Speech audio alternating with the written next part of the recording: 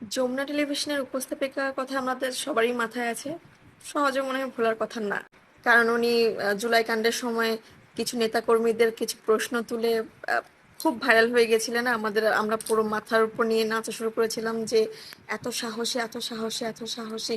মানে আমাদের সবাই আমরা খুব ফ্যান হয়ে গেছিলাম। এটা সত্যি, কিন্তু এই উপস্থাপিকাই আবার মুহূর্তের মধ্যে ডাউন হয়ে যায়।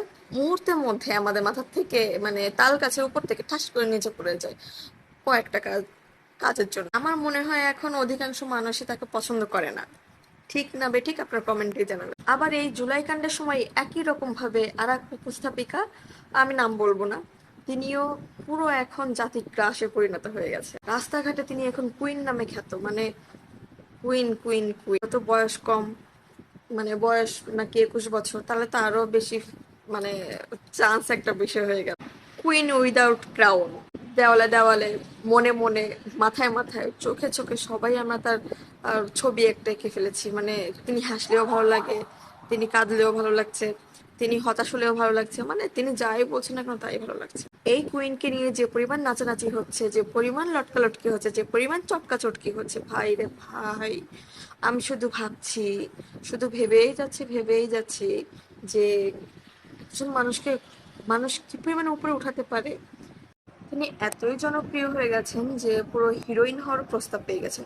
তিনি হিরোইন হন আর ভিলেন হন, তা নিয়ে আমার কোনো আগ্রহ নাই, কোনো অভিযোগও নাই, কোনো হিংসাও নাই, কোনো আপত্তিও নেই। কিন্তু আপত্তি হচ্ছে তখন যে একটা মানুষকে নিয়ে আপনারা এত নাচানাচি করছেন, এত নাচানাচি শুরু করেছেন যে মানে দেখতে এখন বিচ্ছিরি লাগতেছে, বিরক্ত লাগতেছে, মানে সবভাবে লাগতেছে।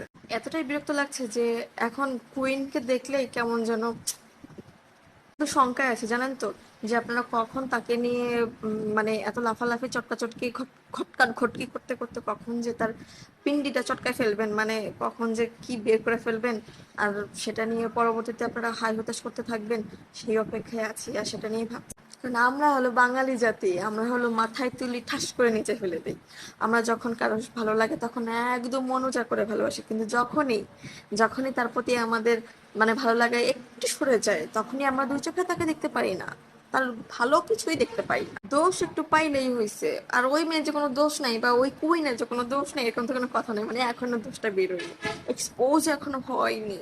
ও মাই গড, যখন এক্সপোজ হবে তখন এই যে গণহারে যে ক্রাশ গুলো খাচ্ছেন, তখন আর ক্রাশ থাকবে না, তখন তিনি হয়ে যাবেন চক্ষু বিষ। এখন তাকে নিয়ে একটু মাখামাখি নাচানাচি কম করেন, একটু মানুষদেরকে সুস্থ থাকতে দেন। আপনাদের ক্রাশ আপনারা রাখেন, দুদিন পরে আবার কান্নাকাটি শুরু না করে দেন যে কেন এরকম হলো, কেন, কেন, কেন।